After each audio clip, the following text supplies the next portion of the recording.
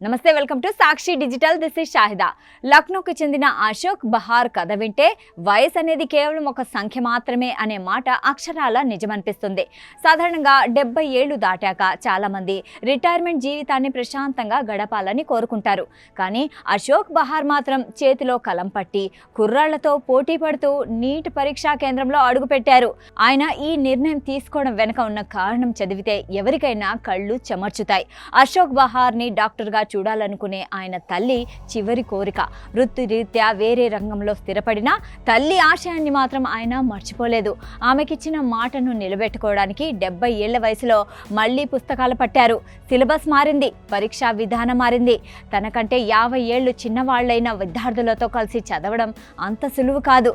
అయినా సరే అశోక్ బహార్ ఎక్కడా వెనకడుగు వేయలేదు. పట్టుదలతో చదివి పరీక్షకు హాజరయ్యారు. పరీక్షా కేంద్రానికి వచ్చిన అశోక్ బహార్ని చూసి తోటి విద్యార్థులు, సిబ్బంది ఆశ్చర్యపోయారు. కానీ ఆయన ముఖంలో మాత్రం ఒక్కటే లక్ష్యం కనిపించింది. అది తల్లి కోరికను నెరవేర్చడం. ఒక మనిషికి సంకల్ప బలం ఉంటే ఆకాశమే హద్దు అని ఆయన నిరూపించారు. ఈ రోజుల్లో చిన్న చిన్న అడ్డంకులు రాగానే నిరాశ చెందే యువతకు మా వల్ల కాదు అని ఆశలు వదులుకునే వారికి అశోక్ బహార్ ఒక గొప్ప పాఠం.